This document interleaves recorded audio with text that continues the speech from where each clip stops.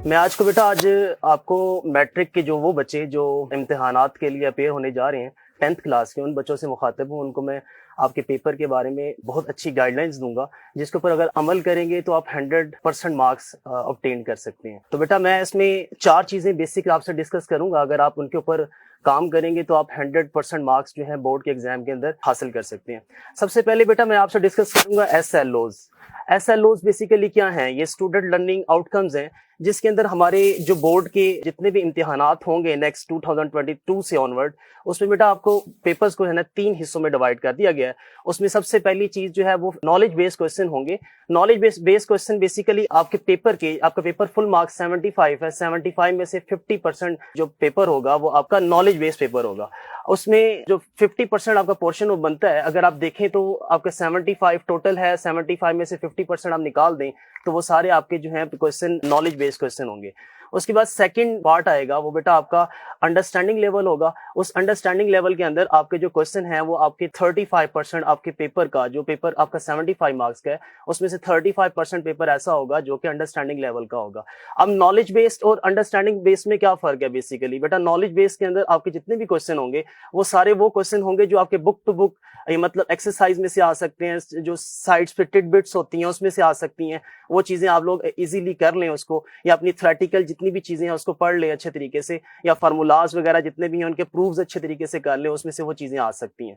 बेटा सेकंड चीज मैंने आपसे डिस्कस की है जो कि 35% क्वेश्चन आपके पेपर का, वो अंडरस्टैंडिंग लेवल है। वो अंडरस्टैंडिंग लेवल के अंदर बेटा आपके जो क्वेश्चन होंगे वो कंसेप्चुअल टाइप के होंगे। मतलब आपकी जो क्वेश्चन की है कि स्टेटमेंट जो है वो आपकी बुक टू बुक तो होगी, लेकिन थोड़ी बहुत चेंज कर सकते हैं। जैसे मैं आपसे एक एग्जांपल देता हूँ। लेट्स सपोज बेटा आप मैट्रिसेस का पहला चैप्टर करते हैं 9th क्लास के अंदर, या मैट्रिक के अंदर कोई भी चीज करते हैं, तो आपको कहा जाता है कि differentiate between equal matrix and equivalent matrix. अब इक्विवेलेंट और इक्वल में क्या फर्क है, ये आपके कंसेप्ट जिस बच्चे को होगा वो इजीली इसको अटेम्प्ट कर सकता है।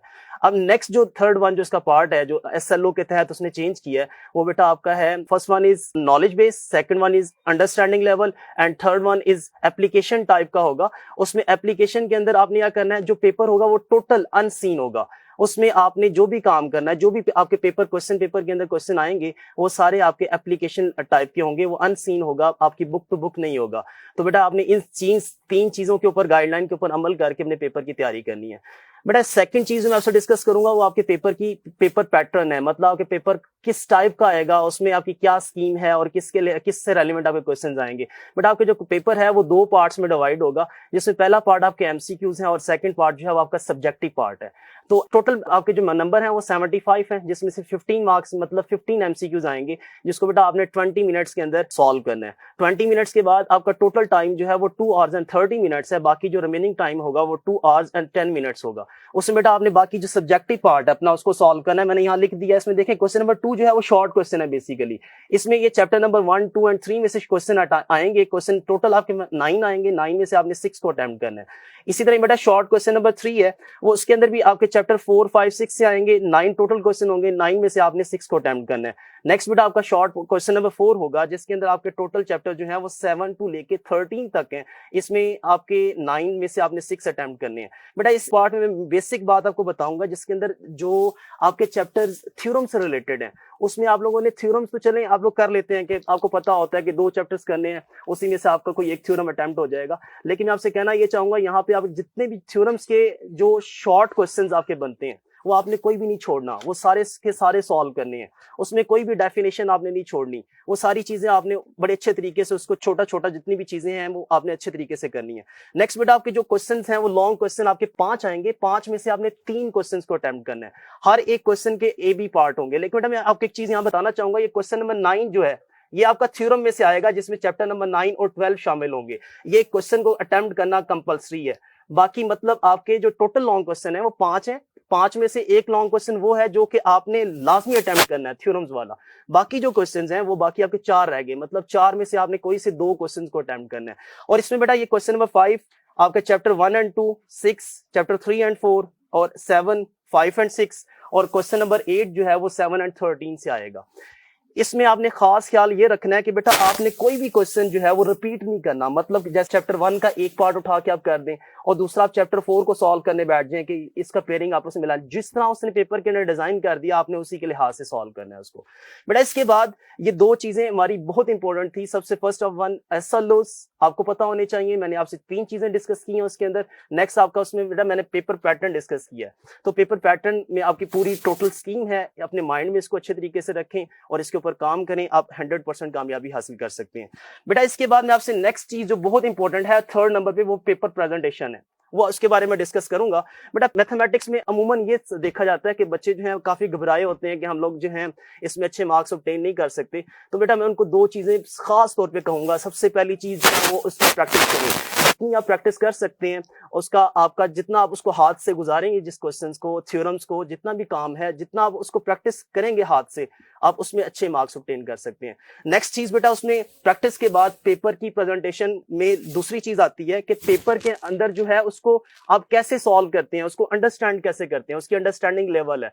अब अंडरस्टैंडिंग लेवल क्या है, आप क्वेश्चन पेपर को पढ़ते हैं उसमें डिफरेंट चीजें आप लोग अज्यूम करते हैं। एक चीज मैं आपको बताता चलूं, अगर आप एग्जामिनर सेंटर से बाहर बैठे हैं तो आपको वो सारी चीजें क्लियर नजर आएंगी, आपको किसी किस्म का फियर खौफ नहीं होगा। जैसे आप पेपर के अंदर आएंगे आपके माइंड में एक टिक टिक चल रही होगी कि आपने 2 घंटे 30 मिनट के अंदर ये सारा काम करना है। नेक्स्ट बेटा चीज है आपकी मार्जिन लाइन है। बेटा आपने खास ख्याल ये रखना है, जैसे मैंने ये लाइन एक ड्रॉ की है आप देख रहे होंगे स्क्रीन में, तो ये लाइन आपने पेपर की या तो दोनों साइड्स पे लगा लें या किसी एक साइड पे लगाएं जहां पे हमने क्वेश्चंस नंबर देने हैं। मतलब यहाँ अगर आप क्वेश्चन स्टार्ट करें यहाँ लाइन लगा लें, साथ इधर क्वेश्चन नंबर जो भी आपने लिखने हैं वो स्टार्ट कर सकते हैं। तो बेटा इसका मार्जिन लाइन का खास ख्याल रखना है। अब मार्जिन लाइन आपने बहुत बड़ी भी ड्रॉ नहीं करनी कि दोनों साइड पे लंबी लंबी लाइंस ड्रॉ कर दें, छोटा सा लाइन लगाएं जिससे आपको पता चल जाए कि उसका क्वेश्चन नंबर और उसका सब क्वेश्चन नंबर लिखा जा सकता हो। तो मार्जिन लाइन के बाद बेटा आपका नेक्स्ट जो पॉइंट है वो यूज ऑफ रफ पेज है। अमूमन बच्चे मैथ में ये मिस्टेक करते हैं कि जो रफ वर्क होता है वो क्या करते हैं, वो रफ वर्क जो है वो ज्यादातर क्वेश्चन के साथ साथ सॉल्व करते हैं। तो मैं आपको मशवरा यहाँ ये दूंगा कि अपनी जो शीट है आपकी टोटल उसका लास्ट पेज पे चले जाएं और लास्ट पेज के ऊपर आप ये सारे का सारा रफ वर्क कर सकते हैं और आपके पेपर की जो प्रेजेंटेशन है वो बहुत अच्छी से अच्छी होती चली जाएगी। नेक्स्ट बेटा आपके पास है कि क्वेश्चन नंबर और इसके जो सब क्वेश्चन नंबर्स हैं उनकी हेडिंग आपने लाजमी देनी है। बेटा जब बोर्ड में पेपर चेक होने के लिए जाता है ना तो वहां पे जो एग्जामिनर को सबसे बड़ी डिफिकल्टी पेश आती है वो ये है बाज बच्चे हैं क्वेश्चन नंबर ही नहीं लिखते। तो आपने खास ख्याल ये रखना है कि अगर आप लेट्स सपोज आप क्वेश्चन नंबर 9 है ये वाला आप इसको अटेम्प्ट करना चाहते हैं, इसमें से आपने कौन सा पार्ट करना है कौन सा नहीं करना है, इसमें ए पार्ट चैप्टर 9 से होगा, बी पार्ट आपका चैप्टर 12 से होगा। आपने वहां मेंशन करना है क्लियर कि क्वेश्चन 9 जो है उसका मैं ए पार्ट स्टार्ट करने लगा हूं या लगी हूं। तो आपने उस लिहाज से उसको क्लियर कट बताना है ताकि एग्जामिनर के माइंड में किसी किस्म की एम्बिग्युइटी ना रहे और वो अच्छे तरीके से उसको जो है चेक कर सके। बेटा नेक्स्ट जो इसकी चीज है वो क्वेश्चन नंबर और सब क्वेश्चन नंबर के बाद है आंसर जो है वो आपने अपना आंसर मैथमेटिक्स में खास तौर पे अगर बेटा देखें अगर आप लोग किसी थ्योरम का प्रूफ करते हैं उसमें वो सारी चीजें लिखते हैं, जो उसका आंसर है वो क्वेश्चन की ही फॉर्म में देना है। लेट्स सपोज अगर कोई क्वेश्चन की स्टेटमेंट आती है उसका रिजल्ट आपने निकाल लिया, लेट्स सपोज मैं क्वेश्चन देता हूं बेटा कि z is a complex number, आप लिखते हैं a प्लस बी अयोटा, मैं ऐसा कॉन्जुगेट लेता हूं वो आपने लिख लिया a माइनस बी अयोटा। अगर मैं कहता हूं इसको ऐड करें और ऐड करने से आपके पास क्या आता है एक रियल नंबर आता है, तो आपने जब इसको ऐड किया बी अयोटा पॉजिटिव ए माइनस बी अयोटा, जब ये कैंसिल होंगे आपके पास 2 अल्फा ए आएगा, ये अब ये रियल नंबर है। अब ये चीज तो कर दी आपने, जो इसका लास्ट में आंसर लिखना है वो भी आपने ये लिखना है कि अगर उसको ऐड किया जाए तो आपके पास रिजल्ट क्या आएगा वो एक रियल नंबर आएगा। तो ये जो चीज होगी आपने उसका आंसर भी क्वेश्चन की ही फॉर्म में देना है।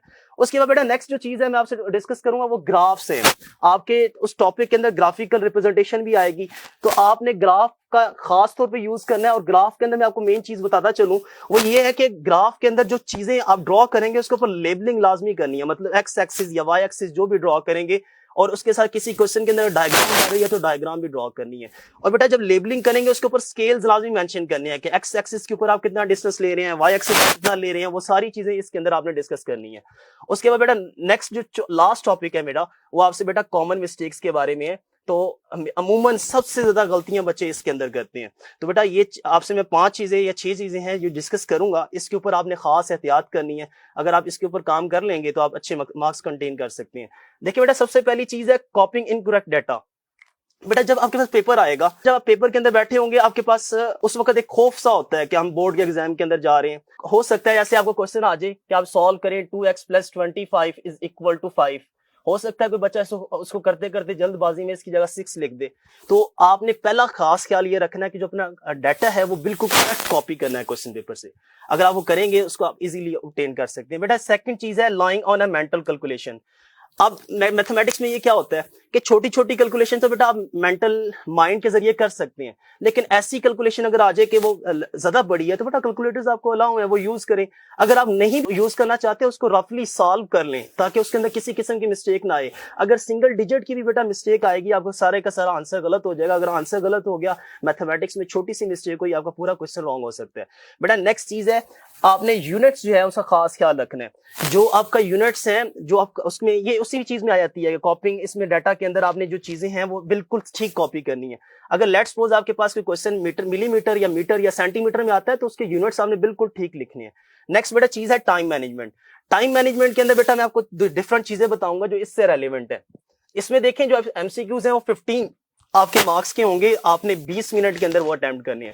इसका मतलब आपके पास पेपर का टाइम 2 घंटे 10 मिनट बाकी बच गया है। तो 2 घंटे 10 मिनट के अंदर आपने टोटल जो शॉर्ट क्वेश्चन अटेम्प्ट करने हैं वो 18 शॉर्ट क्वेश्चन है। जब बेटा आप 18 शॉर्ट क्वेश्चन अटेम्प्ट करेंगे, अगर आप एक शॉर्ट क्वेश्चन को 3 मिनट की देते हैं ना, आपके टोटल इसके अंदर जो 54 मिनट्स लगेंगे, मतलब आप एक और लगा लें ज्यादा से, चले 6 मिनट एक्स्ट्रा भी ले लें तो आप 1 घंटे के अंदर वो सारा काम कर सकते हैं। टाइम मैनेजमेंट के बाद बेटा नेक्स्ट चीज है राइटिंग स्किल। राइटिंग स्किल बेटा 2 टाइप्स के बच्चे होते हैं। देखिए लेट्स सपोज एक बच्चे की राइटिंग बहुत आउटस्टैंडिंग है, वो टाइम मैनेजमेंट भी कर लेगा, अच्छे तरीके से लिखेगा भी, लिखने के बाद उसके मार्क्स भी अच्छे आ सकते हैं। लेकिन एक बच्चा ऐसा है जो मीडियोकर है या उससे भी क्या गुजरा जिसकी राइटिंग बहुत अच्छी बुरी है, वो अब इन डेज के अंदर राइटिंग तो इंप्रूव नहीं कर सकता, लेकिन मैं उसको चले हिंट देता हूं कि वो ये कर सकता है। जैसे लेट्स सपोज आपने कोई वर्ड लिखना है या कोई डिजिट लिखना है, आप उसको सेपरेट करके लिख लें, उसमें थोड़ा गैप डाल लें, ज्वाइनिंग लेटर के अंदर ना लिखें, तो आप अपनी राइटिंग को इंप्रूव कर सकते हैं। इंप्रूव करने से ये होगा कि आपकी जो क्वेश्चन पेपर है, जो आंसर शीट है, वो अच्छे तरीके से आप उसको सॉल्व कर सकते हैं। बेटा लास्ट वाली चीज जो है वो आपने बच्चे जो हैं वो पेपर को चेक नहीं करते। जो मैंने टाइम मैनेजमेंट के अंदर आपको बात बताई है, जो 10 मिनट आप या 12 मिनट बचाएंगे उसके अंदर आपने ये करना है कि अपने पूरे पेपर को दोबारा बार बार रीचेक करना है। उसमें आपकी जो मिस्टेक्स हैं वो कम से कम होती जाएंगी, और जो मिस्टेक्स आपका एग्जामिनर निकालेगा वो आप उसको पहले खुद ही निकाल चुके होंगे। तो काइंडली बेटा इन चीज़ों के ऊपर सब के ऊपर अमल करना है। आप इन चीज़ों के अगर अमल करेंगे तो आप मैक्सिमम मार्क्स ऑब्टेन कर सकते हैं। अल्लाह ताला आप सबका हामी नासिर हो। अल्लाह हाफिज़।